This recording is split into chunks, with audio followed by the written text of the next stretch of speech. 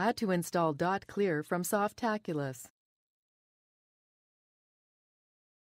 This demonstration assumes you already have Softaculous open.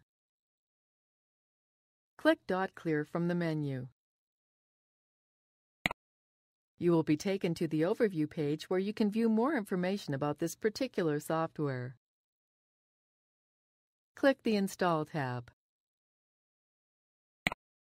If you have multiple domains associated with this account, you can select where to install it.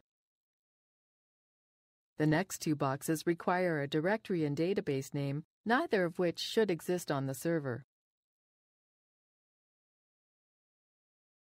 Under Site Settings, enter a site name.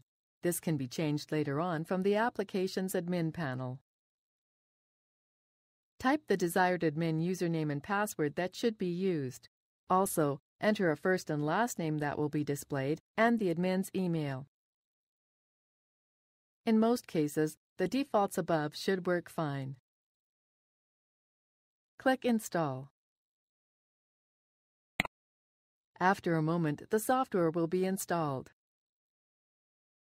Once finished, you can view your new site by clicking this link. Here is our new blog, which is ready to be used.